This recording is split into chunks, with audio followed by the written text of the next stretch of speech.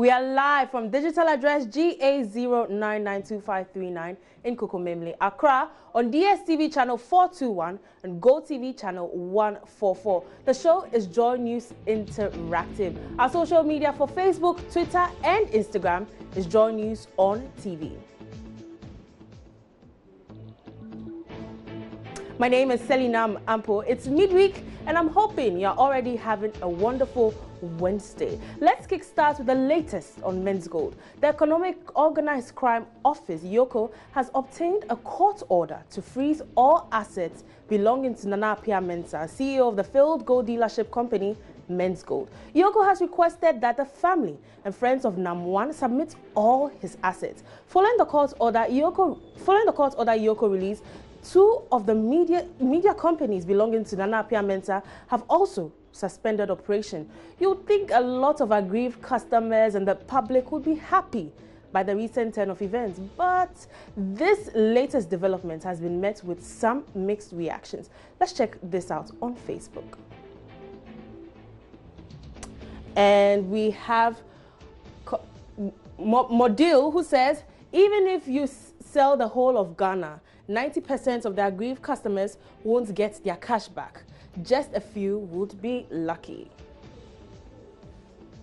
And Timothy says, for me, I think it's too early for YOCO to act in this manner. Nam1 should be apprehended for interrogations.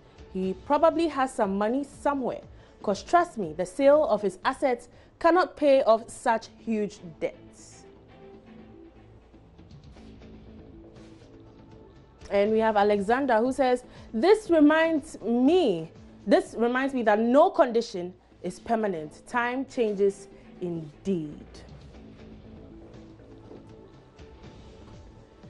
And Walanyo says, Nam1 is really in trouble and back to square one. And Dunga, who says, suspending the media will not pay the customer. Leave them to make their work.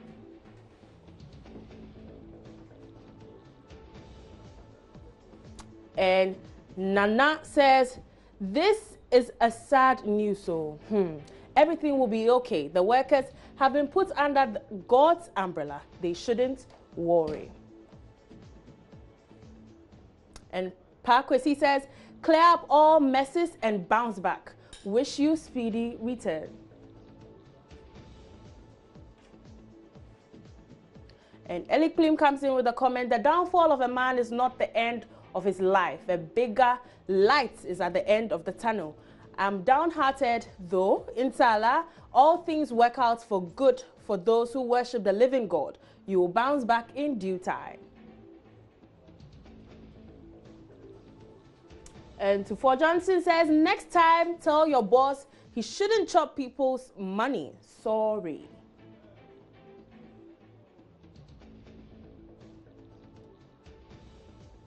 And Rich says, this is so unfair because Ghana keeps losing.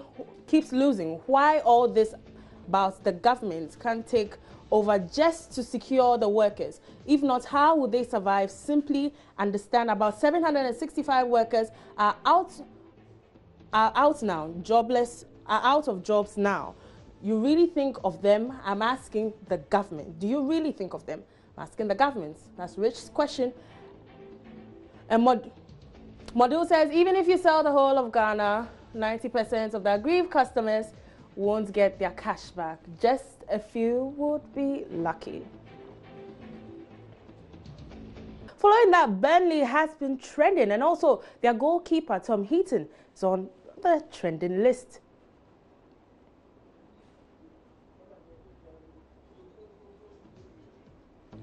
So we have Burnley at the top of the Twitter trends with 78.4 thousand tweets. And Liverpool also with 129,000 tweets. And Heaton right there with 8,925 tweets. Now let's read some of the tweets. We have Statesman, who says, Burnley has no respect for rule of law like one man I know. They wanted to suspend the unbeaten run and desecrate the hallowed Old Trafford institution, but the people rose to preserve democracy. And this is from Man United Way. He says, "We've dropped points many times at home, but Burnley conducted themselves in such an embarrassing fashion, time wasting from the beginning of the second half. They can't take their points, but I really hope they get relegated embarrassments.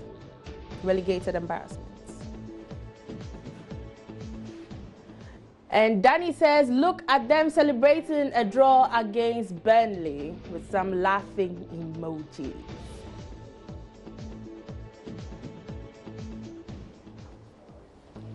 And Rob says, "We didn't play well, but certainly didn't deserve to lose. Burnley were rigid and rolled their luck. We attacked for 90 minutes and we fought to the absolute death because we are Manchester United. No need to panic because of one draw. We move on. Hashtag MUFC."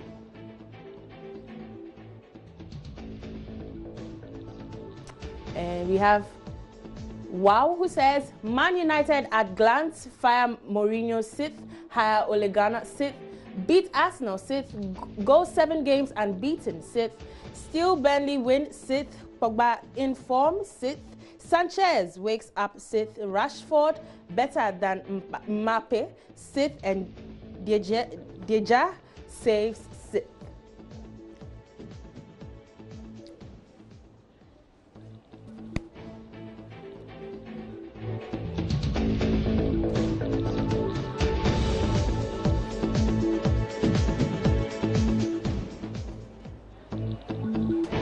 Well, later today, leaders Liverpool can open 7 points gap with a win over Leicester City. Already, Liverpool fans are happy, but do you think Liverpool can win this game and stretch the lead? Let's check out that on Facebook, what people are saying. And we have Nana Kojo who says, "Liverpool never disappoints. YWNWA." And we have Bani who says, yes, Liverpool can do it. And Joe Frimpong who says, "Liverpool will win tonight to open a 7 points gap and eventually win the EPL." And Bernard also comes in with a comment. He says, it's done deal. No devil can stop our shine this season, not even Man City." And Afripon says, "Liverpool can do it."